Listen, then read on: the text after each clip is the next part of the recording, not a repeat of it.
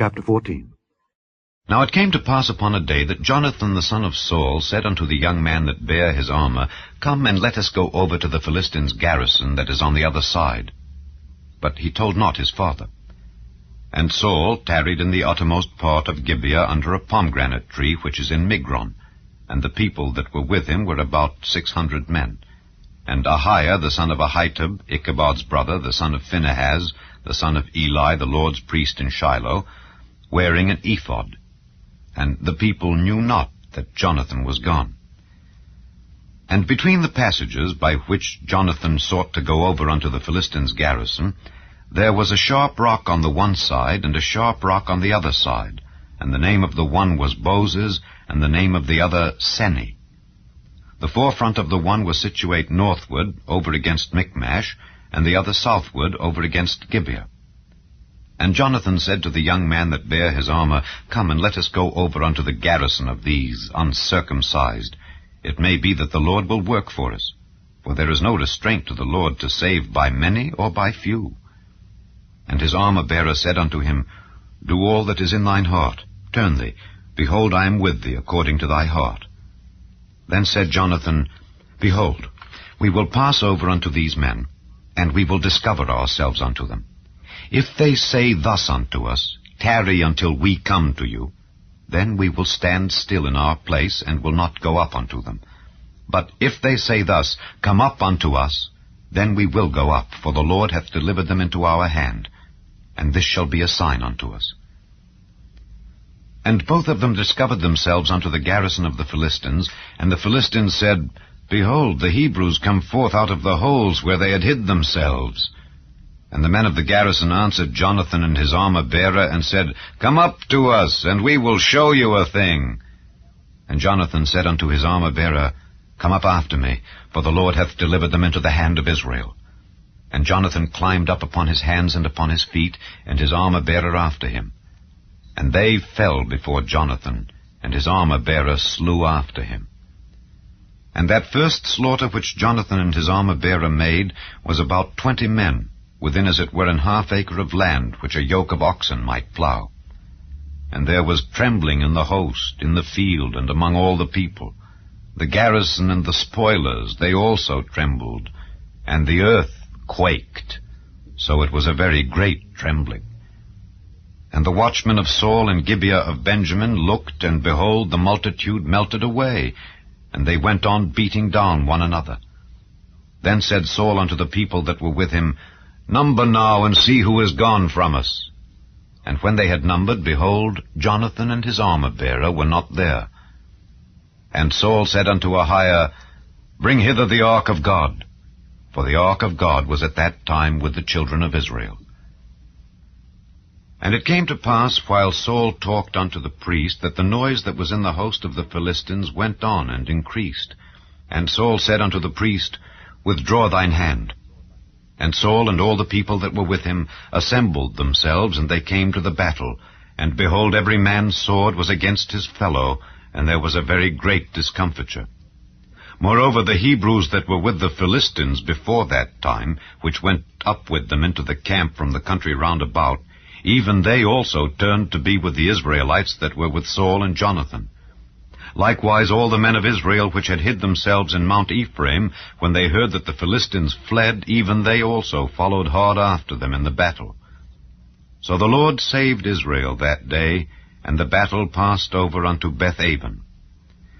And the men of Israel were distressed that day, for Saul had adjured the people, saying, Cursed be the man that eateth any food until evening, that I may be avenged on mine enemies. So none of the people tasted any food. And all they of the land came to a wood, and there was honey upon the ground. And when the people were come into the wood, behold, the honey dropped, but no man put his hand to his mouth, for the people feared the oath. But Jonathan heard not when his father charged the people with the oath.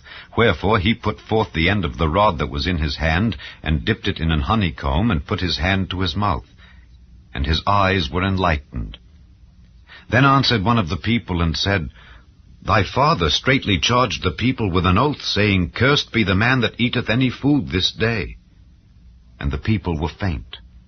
Then said Jonathan, My father hath troubled the land. See, I pray you, how mine eyes have been enlightened, because I tasted a little of this honey.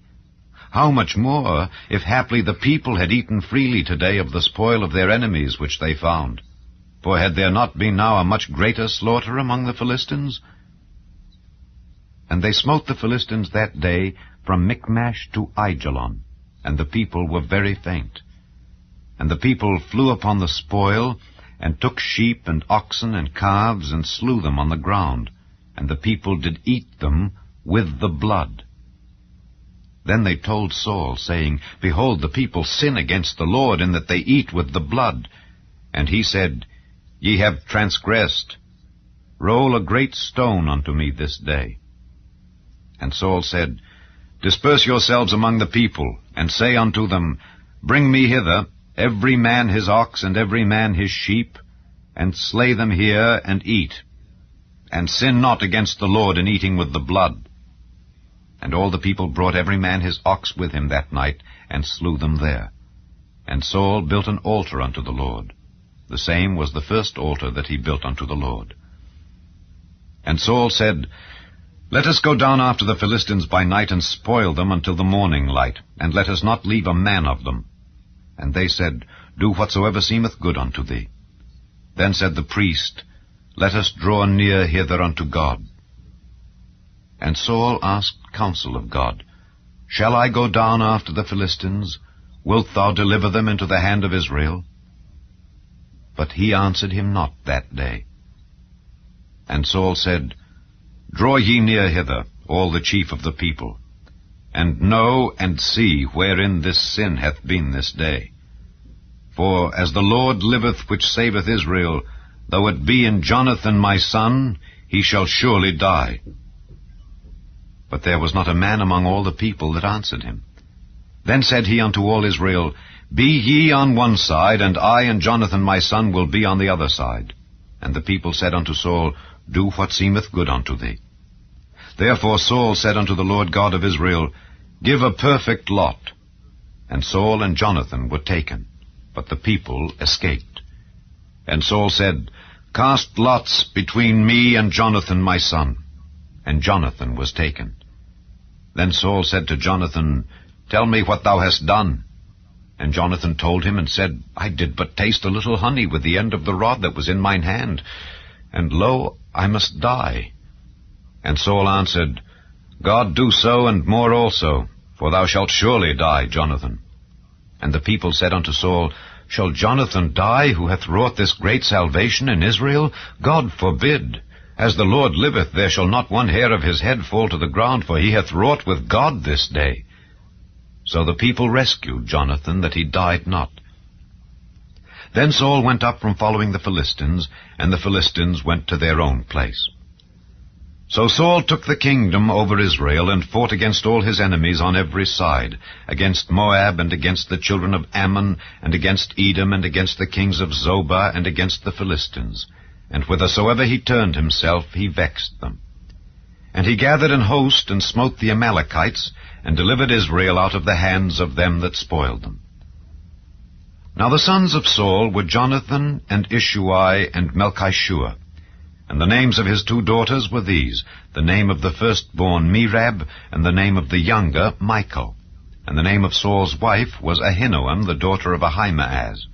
And the name of the captain of his host was Abner, the son of Ner, Saul's uncle. And Kish was the father of Saul, and Ner the father of Abner was the son of Abiel. And there was sore war against the Philistines all the days of Saul. And when Saul saw any strong man or any valiant man, he took him unto him.